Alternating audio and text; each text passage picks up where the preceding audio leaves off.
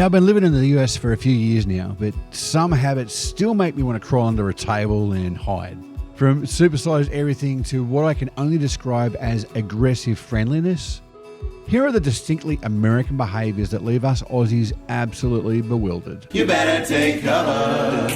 Oh. Now, before we dive in, I want to be clear, Americans are some of the most generous, welcoming people that I've ever met, especially here in the South. But after 7 years of calling this place home, I've collected quite the list of cultural quirks that still catch me off guard on a daily basis.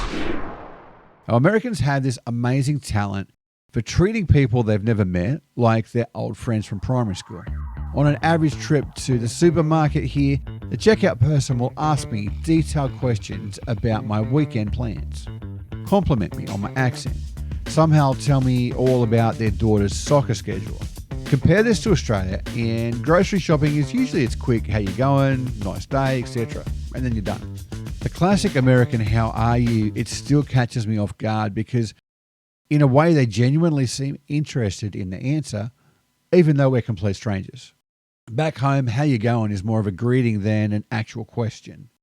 I've had Americans strike up full conversations with me in elevators, at bus stops, even in public toilets. It's warm and friendly, but can feel a bit intense when you're just trying to buy some milk and get out of there. And fair dinkum, don't get me started on unsolicited advice. Last week at the hardware store, I just wanted to buy some paint for my bedroom. Simple DIY project. Nothing fancy. Instead, the guy next to me, he spent 15 minutes explaining exactly what primer I should use, how to properly tape the edges, and why I absolutely needed to buy a specific brand of brush because us foreigners don't understand American humidity affects paint differently. Honestly, mate, I just wanted to paint one wall. But here's the thing. After living here for so long, I've realised that they're not being nosy, they're just wired differently. That same guy probably spent his whole weekend researching which paint brand works best in southern humidity because he genuinely cared about helping out a stranger.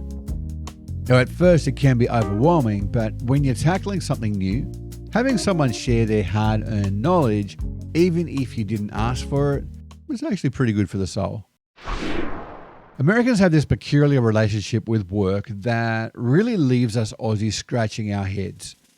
They'll compete over who works the longest hours and takes the fewest vacation days, like it's some sort of twisted Olympic sport. I've had colleagues humbly brag about their 60-hour work weeks and answer emails at midnight like they're saving lives, but all they're doing is working in a bank. After living here, I've realised this isn't just about being stubborn or inefficient though. Americans often don't have the social safety nets that we do back home.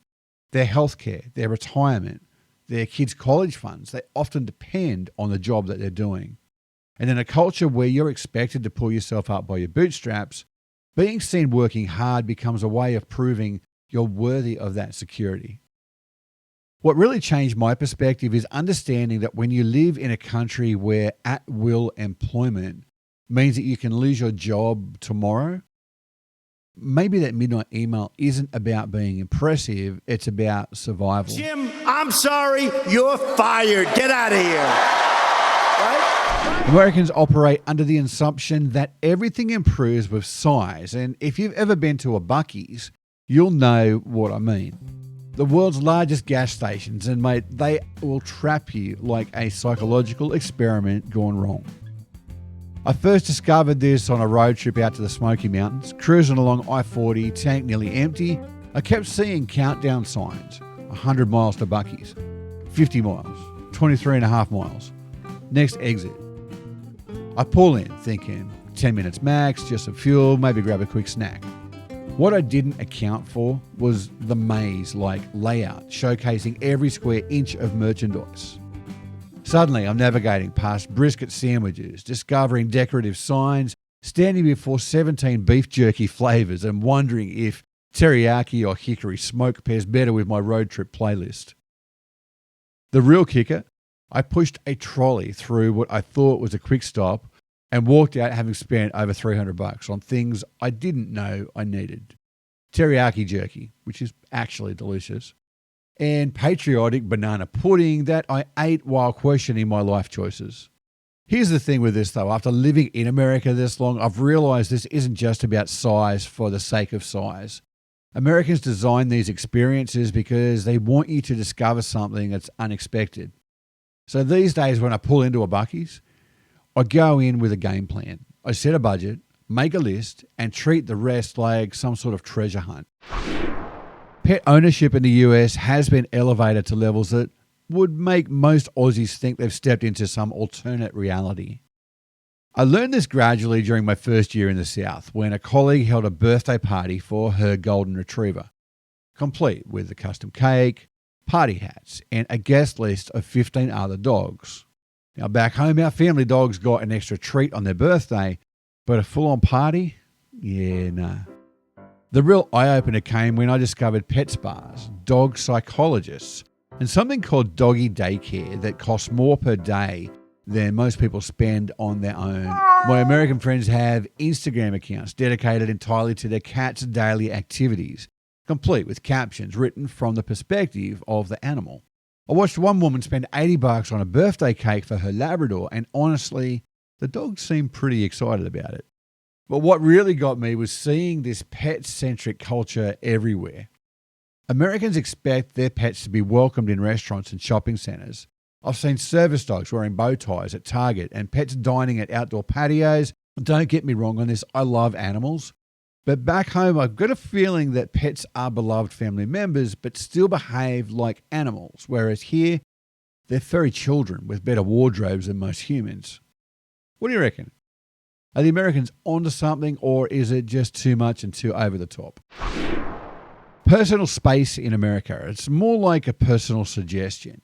I learned this the hard way at my first American grocery store. I'm standing in the checkout line. I'm trying to buy milk and just to mind my own business, when the guy behind me starts reading my text messages over my shoulder. Now in Australia, we tend to maintain a respectful arm's length. Here, they stand close enough to share body heat. But it's not just physical space, it's conversational space as well. Within 5 minutes of meeting my new American neighbour, she'd ask me about my salary, relationship status, and political views. Back home, those are topics you might discuss after knowing someone for a few months. I've had complete strangers at bus stops dive into detailed discussions about their medical procedures and family drama like we're old mates from primary school. The funniest part on this, Americans generally look surprised when you take a step back or change the subject.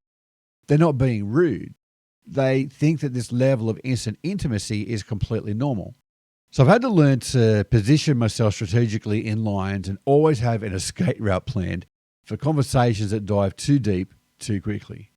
Now, I got to ask, have you experienced this cultural clash? Are Americans just incredibly friendly? Or is this personal space thing genuinely different where you're from? After being here for over 7 years, I've realised that these cultural quirks aren't flaws, they're just differences. And honestly, some have grown on me more than I would admit. I speak louder now, embrace drive-through banking, and yes, I may have given my cat a little too much for Christmas last year. Every culture looks weird from the outside, and I'm sure plenty of Aussie habits make Americans scratch their heads, wondering what we're thinking. The beauty's in the differences, the learning, and laughing together about how we navigate this world. These cultural differences make living abroad such an adventure. They're the stories that we tell, the laughs that we share, and the memories that stick long after we've found our new home. Hooroo, mateys.